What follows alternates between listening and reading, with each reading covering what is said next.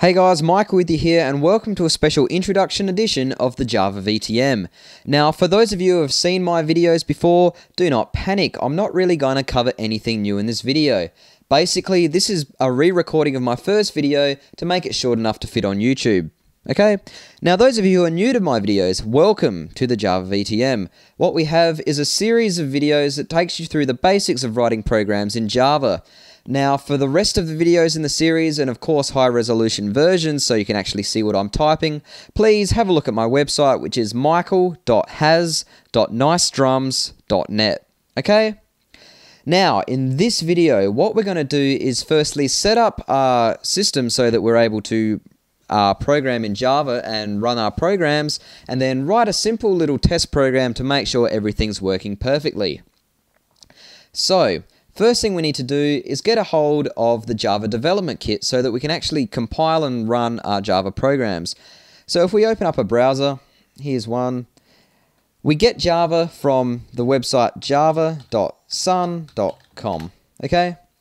Now I apologize for the ultra small window, but this is getting put onto YouTube, so I didn't want too high resolution.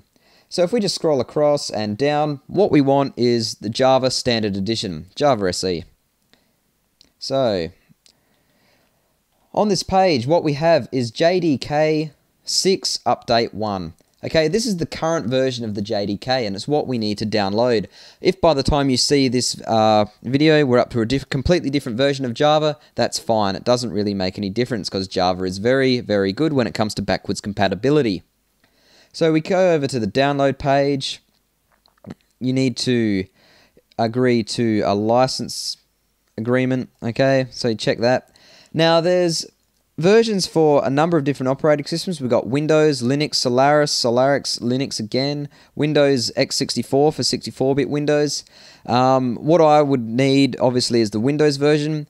If you're on Linux, you probably want Linux. However, if you are running Linux, you can probably install Java using your distribution's package manager, which is probably going to result in a much cleaner installation. So if you're on Linux, have a look in your package manager to see what you can do with that. So download that. It's an exe, so you have to install it. And then once you've installed it, we're almost ready to go.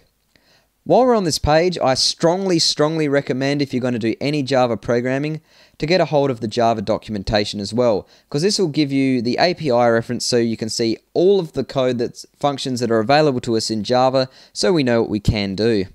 Really useful if you know what you want to do in Java, but don't really know how to go about it. So, one more thing before we actually start coding, we need to make sure our system's set up correctly. So open up a command prompt and just type in javac. If everything goes to plan, you should see our output that shows you how to use the program javac. If you see bad command or file name, there's one more thing we need to do first. So just right click on my computer, go to properties. We need to go to the advanced tab and go to environment variables. We need to make sure our path variable is set correctly. So if this doesn't already exist, create it. If it already exists, we need to append to it. So if you're creating it, just put in what you need to put in. If you're appending it, put in a semicolon and then our new value on the end. Now, what do we need to put on here? Well, we need to put in the path to the Java executable directory, which is normally in, if you did a default installation, it will be in C, program files, Java, JDK, and then these numbers correspond to whatever version you've got installed, and then \bin. Okay? So you just copy this and excuse me, either paste it onto the end here, or if the path doesn't already exist, you need to just put this in here. If you're on Linux, hopefully when you installed it, it appended it to the path by itself. Otherwise, you may need to set up your path environment variable as well. Export path if you're using bash, etc. So once you've done that, press OK. Press OK. Now, if you open up a new command prompt and type in javac again, you'll definitely get this output, hopefully. If all that's well and good, great, we're ready to start coding. Now, in all of my Java videos for the first series, all of my coding is done in this text editor called Notepad++. This is an open source editor. If you just type in Google, if you go to Google and type in Notepad++, you'll find it straight away.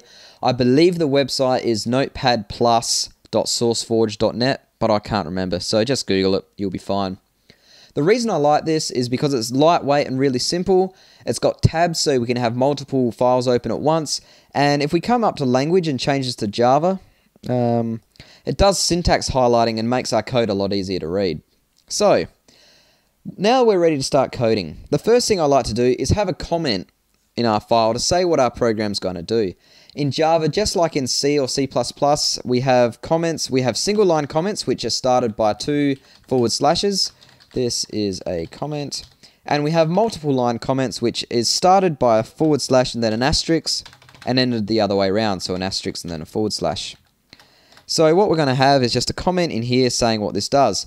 And in this video, all we're going to do is the very, very first step, hello world.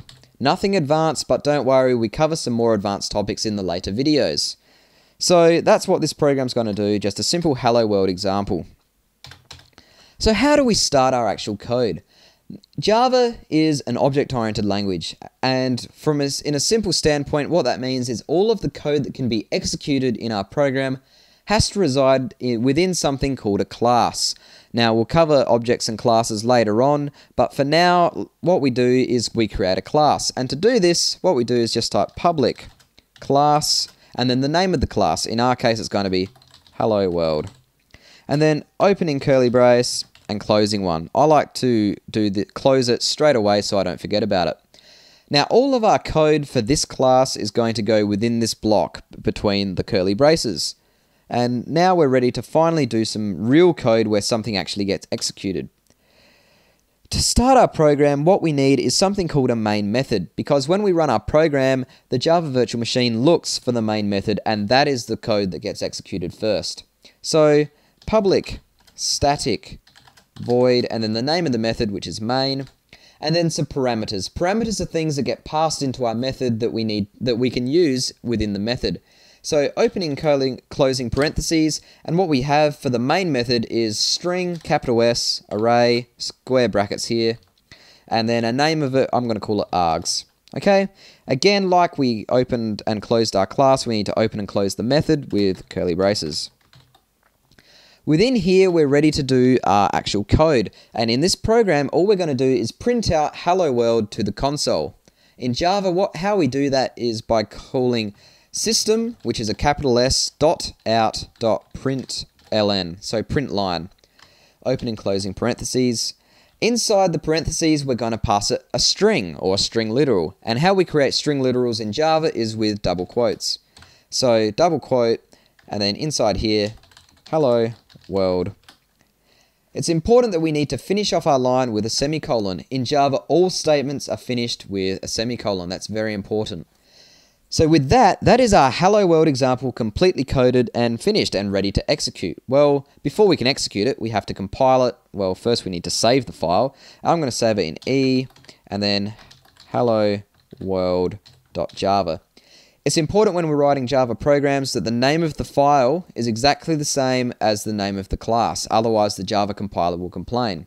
And all of our Java files end with the extension .java. Okay, so save that. And come back over to our command prompt. I'll just change into the directory.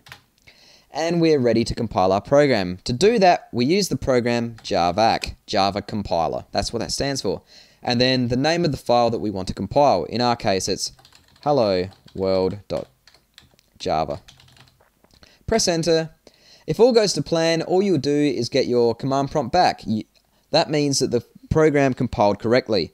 If we get some errors here, our program didn't compile and we need to go back and check them.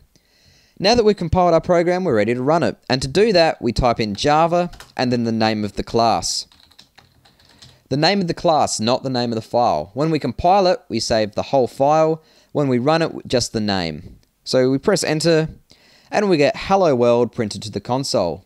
And great, that's going to finish off this introduction video. Again, if you're interested in Java programming, check out my website, which has the rest of the series and, of course, high-resolution versions, michael.has.nicedrums.net.